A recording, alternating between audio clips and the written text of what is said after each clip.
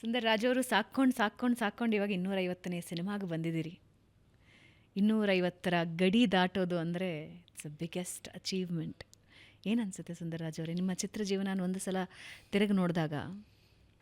ಅದೇ ನಾನು ಮುಂಚೆನೇ ಹೇಳಿದಾಗ ಇಷ್ಟಪಟ್ಟು ಮಾಡ್ತೀನಿ ನಾನು ಎಲ್ಲಾದರೂ. ನನಗೆ ಇದನ್ನು 250 ಅನ್ನೋದು ಸಂಖ್ಯೆ ಅಷ್ಟೇ, ಇಟ್ಸ್ ಎ ನಂಬರ್. ಬಟ್ ಆ 250ನೇ ಸಿನಿಮಾ ಚಾರ್ಜ್ ಶೀಟ್ ಅಂತ ಬರ್ತಾ ಇದೆ. ಅದು ನನಗೆ ತುಂಬ ಖುಷಿ ಕೊಟ್ಟಿದ್ದೇನಪ್ಪ ಅಂತಂದರೆ, ನಾನೊಂದು 6-7 ಸಿನಿಮಾಗಳು ಮಾಡಿದ್ದೀನಿ ಈ ಒಂದು ಪೀರಿಯಡಲ್ಲಿ. ಈ ಪಿಕ್ಚರ್ ಬಿಡುಗಡೆ ಆಗ್ತಾಯಿದೆ.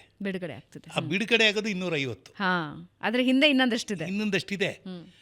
ಅಕಸ್ಮಾತ್ ಈ ಪಿಕ್ಚರ್ ಅಲ್ಲದೆ ಇನ್ಯಾವುದೋ ಪಿಕ್ಚರ್ ಅದು 250 ಆಗ್ತಾಯಿತ್ತು. ಕರೆಕ್ಟ್. ಹಾಗಾಗಿ ಈ ಸಿನಿಮಾ ಜುಲೈ 24ರಲ್ಲಿ ನಮ್ಮ ಏನು SK Umesh assistant commissioner of police ಆಗಿದ್ದರು ನಮ್ಮದೇ ಇದರಲ್ಲಿ ಬೆಂಗಳೂರು ಸೌತ್ಗೆ. ಆವಾಗ ಒಂದು ಕೇಸನ್ನು ಕ್ರ್ಯಾಕ್ ಮಾಡ್ತಾರೆ ಅವರು. ಅಂದರೆ ಅದನ್ನು ಹೇಗೆ ಅದಕ್ಕೆ ಅಂತ್ಯ ತರೋದು ಅಂತ ಮಾಡ್ತಾರೆ. It's A crime. ಅದೊಂದು ಕತೆ. ಅದು ಒಂದು ತಂದೆ ಮತ್ತು ಮಗಳ ಸಂಬಂಧ ಮತ್ತು ಮಗಳನ್ನು ಕಳ್ಕೊಳ್ಳೋದು.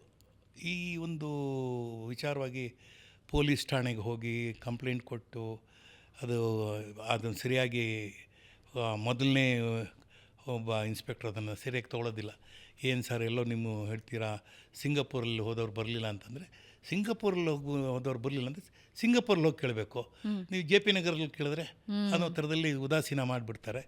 ಬಟ್ ಇವರು ಏನು ಮಾಡ್ತಾರೆ, ಇದಕ್ಕೆ ಇವರು ಕೂತ್ಕೊಂಡು ಯಾರೋ ಒಬ್ಬರು ಹೇಳ್ತಾರೆ ಮತ್ತು ಇವ್ರನ್ನೂ ಕಾಂಟ್ಯಾಕ್ಟ್ ಮಾಡಿ ಅಂತ. ಆವಾಗ ತಂದೆ ಹೋಗಿ ಅವ್ರನ್ನ ಕಾಂಟ್ಯಾಕ್ಟ್ ಮಾಡಿದಾಗ ಅವರು ನೋಡ್ತಾರೆ ಈ ಕೇಸಲ್ಲಿ ಏನಿದೆ ಅಂತ ಹೇಳಿದಾಗ ಇದನ್ನು ಇವರು ಚಾಲೆಂಜ್ ಆಗಿ ತಗೋತಾರೆ. Assistant commissioner of police SK Umesh ಅವರು ಆ ಒಂದು ಮಾಡಿದಾಗ ಅದನ್ನು ಎಲ್ಲೋ ಒಂದು ಕೇಸ್ ಆಗಿರುತ್ತೆ, ಮಿಸ್ಸಿಂಗ್ ಕೇಸ್ ಆಗಿ ಯಾರೋ ಒಂದು ಬಾಡಿ ಸಿಕ್ಕಿರುತ್ತೆ ತಿರುಪತಿನಲ್ಲಿ. ಅಲ್ಲಿಂದ ಶುರು ಮಾಡ್ಕೋತಾರೆ ಅವರು. ಇದು ಹಿಂಗಾಯಿತು ಅಂತ. ಸೊ ರಿವರ್ಸ್ ಬಂದು ಕೊನೆಗೆ ಅದಕ್ಕೆ ಒಂದು ಅಂತ್ಯ ಸಿಗುತ್ತೆ. ಬಟ್ ಸಿನಿಮಾ ಬಂದು ಮಾಡಿಕೊಟ್ಟಿದ್ದಾರೆ, ಭಾಳ ಚೆನ್ನಾಗಿ ಮಾಡಿಕೊಟ್ಟಿದ್ದಾರೆ ನಮ್ಮ ವೆಂಕಟ್ ಭಾರದ್ವಾಜ್ ಅವರು.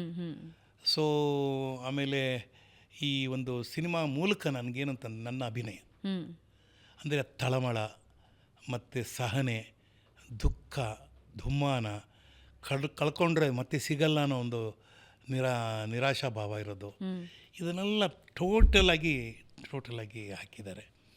ನಾನು ಜುಲೈ 24 ಅದು ರಿಲೀಸ್ ಆಗ್ತಾಯಿದೆ. ಆ್ಯಸ್ ಎನಿ ಆ್ಯಕ್ಟರ್ ಅವ್ರ ಲೈಫಲ್ಲಿ ಈ ಒಂದು ಸಿನಿಮಾ ಹೇಗಿದೆ, ಜನ ಹೆಂಗೆ ಅಕ್ಸೆಪ್ಟ್ ಮಾಡ್ತಾರೆ ಅನ್ನೋ ಒಂದು ಕುತೂಹಲನೂ ನನಗಿದೆ. So it's going to be a litmus test. We all are waiting sir. ಅಂತಿಮವಾಗಿ ಸರ್, ಬಹುಶಃ ಈ ಪ್ರಶ್ನೆ ಕೇಳ್ದೇನೆ ಇವತ್ತಿನ ಪಾಡ್ಕಾಸ್ಟ್ ಮುಗಿಸೋದಕ್ಕೆ ಸಾಧ್ಯ ಇಲ್ಲ. ತಂದೆಯಂದರಿಗೆ ಮಗಳು ಅಂದರೆ ಪ್ರಪಂಚ. ನಿಮ್ಮ ಮಗಳು ಹೇಗಿದ್ದಾರೆ? ಮೊಮ್ಮಗ ಹೇಗಿದ್ದಾನೆ? ಮೊಮ್ಮಗ ಭಾಳ ಪ್ರಶ್ನೆಗಳು ಕೇಳ್ತಿರ್ತಾನೆ ಅಂತ ಈಗ ಪಾಡ್ಕಾಸ್ಟಿಗೆ ಮುಂಚೆ ಹೇಳ್ತಾ ಇದ್ರಿ. ಇಲ್ಲ, ನನಗೆ ಅಫ್ಕೋರ್ಸ್ ಮೇಘನಾ ಇಸ್ ಫ್ರಮ್ ದ ವೆರಿ ಬರ್ತಿಂದನೇ ನನಗೆ ಇಷ್ಟ. ಅಫ್ಕೋರ್ಸ್ ನನಗೆ ಅದಕ್ಕೆ ಹಿಂದೆ ಒಂದು ಸೀರಿಯಲ್ ಒಂದು ಮಾಡಿದ್ದೆ RN ಜಯಗೋಪಾಲ್ದು, ಹೆಣ್ಣು ಮಗು ಬೇಡ ಅಂತ. ಟೈಟ್ಲೇ ಹಂಗೆ ಇತ್ತು, ಹೆಣ್ಣು ಮಗು ಬೇಡ. ಆವಾಗ you will not believe, Pramila was pregnant. ಆ ಪ್ರೆಗ್ನೆನ್ಸಿನಲ್ಲೇ ಆ್ಯಕ್ಟ್ ಮಾಡಿದ್ದಾರೆ, ನಾವಿಬ್ಬರೇ ಆ್ಯಕ್ಟ್ ಮಾಡಿರೋದು. ಸೊ ಅವಾಗ ಅವ್ರು ಹೇಳಿದ್ರು, ನಾನು ಕೇಳಿದ್ರೆ ಏನು ಸರ್ ನಮ್ಮಿಬ್ಬರನ್ನೇ ಹಾಕ್ಕೊಂಡಿದ್ದೀರ ಅಂದರೆ, ಇಲ್ಲ ಆ್ಯಸ್ ಇಟ್ ಈಸ್ ಅವರು ಪ್ರೆಗ್ನೆಂಟ್ ಆಗಿದ್ದಾರೆ, ಈ ಸಿನಿಮಾದಲ್ಲಿ ಬಟ್ಟೆ ತುರ್ಕಿ ಮಾಡೋ ಬದಲು ಇದು ಚೆನ್ನಾಗಿರುತ್ತೆ ಅಂತ ಏನೋ ಮಾಡಿದ್ರು. ಇಬ್ಬರು ಆ್ಯಕ್ಟ್ ಮಾಡಿದ್ವಿ. ಆಮೇಲೆ ಅವಳ ಪೋರ್ಷನ್ ಮುಗಿದೋಯ್ತು. ಆಮೇಲೆ ನನ್ನ ಪೋರ್ಷನ್ ಕೆಲವುದಿತ್ತು. ಅದು ಮಾಡಿದ್ಮೇಲೆ ಹೆಣ್ಣು ಮಗಳು ಬೇಡ ಅನ್ನೋದು ಶೀರ್ಷಿಕೆ. ಆದರೆ ನಾನು ಒಂದು ಯಾವುದೋ ಒಂದು ಕಾರ್ಯಕ್ರಮ ಮುಗಿಸ್ಕೊಂಡು ಮನೆಗೆ ಹೋಗಿ ನೆಕ್ಸ್ಟ್ ಡೇ ಡೆಲಿವರಿ ಆದಾಗ ನೋಡ್ತೀನಿ ಹೆಣ್ಮಗು.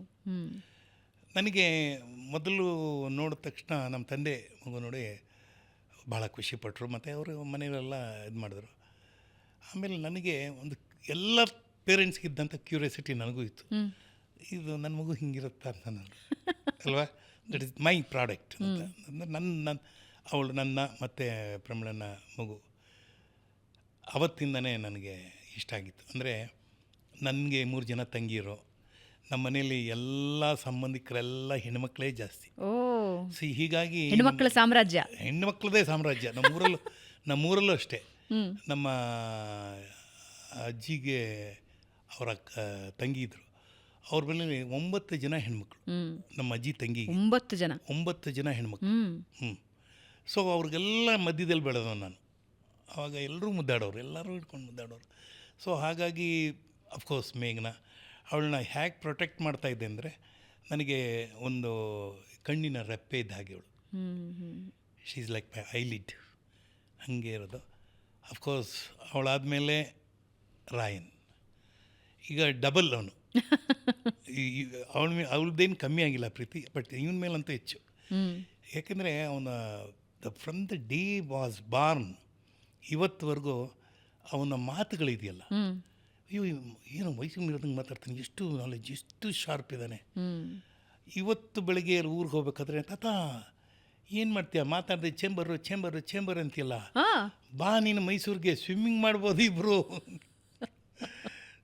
ಆವಾಗ ಇಲ್ಲ ನೀನು ಹೋಗು, ಅವನಿಗೆ ಮುಂದೇನು ಅಂದರೆ ಹೇಳಿದ ತಕ್ಷಣ ಬರಬೇಕು, ಇಲ್ಲ ಅಂದರೆ ಸರಿ ನೋಡ್ತಾನೆ, ಫಸ್ಟ್ ಹೋಗಿ ಫ್ರಂಟ್ ಸೀಟಲ್ಲಿ ಕೂತ್ಕೊಂಡ್ಬಿಡ್ತಾನೆ, ನೀನು ಹಿಂದೆ ಕೂತ್ಕೋ ಅಂತಾನೆ. ಆಮೇಲೆ ನನಗೆ ಒಂಥರ ಅನ್ನಿಸ್ತು, ಹೋಗ್ಬಿಟ್ಟು ಬಾಪ ಮೈಸೂರಿಗೆ ಹೋಗ್ತಾಯಿದ್ದೆ, ಎಂಜಾಯ್ ಮಾಡಿಬಿಟ್ಟು ಅಂತ. ಅಲ್ಲಿ ಹೋದ ತಕ್ಷಣ ಮಾತಾಡ್ತಾನೆ ಫೋನಲ್ಲಿ, ಏನು ಮಾಡ್ತಾಯಿದ್ದೆ, ಚೇಂಬರ್ಲಿದೆಯಾ ಅಂತೆಲ್ಲ ಕೇಳ್ತಾನೆ. ಸೊ ಮುದ್ದಾಗಿ ಮಾತಾಡೋ ಮೊಮ್ಮಗ. ನನಗೆ ಅಂತಲ್ಲ, ಎಲ್ಲ ತಾತಂದ್ರಿಗೂ ಎಲ್ಲ ಅಜ್ಜಿಂದ್ರಿಗೂ ಒಂದು ಕಾಲಘಟ್ಟದಲ್ಲೇ ತಮ್ಮ ಮಕ್ಕಳ ಬಿಟ್ಟ ಮೇಲೆ ಈ ಮಕ್ಕಳನ್ನು ಯಾಕೆ ಇಷ್ಟಪಡ್ತಾನಂದರೆ, ನಮ್ಮ ಮನಸ್ಸು ಅದೇ ಆಗಿರುತ್ತೆ. ನಾವು ಒಂಥರ ಮಗುನೇ ಆಗಿಬಿಟ್ಟಿರ್ತೀವಿ. ನಮಗೆ ಅದು ಬಿಟ್ಟರೆ ನಮ್ಗೆ ಬೇರೆ ಪ್ರಪಂಚನೇ ಇಲ್ಲ.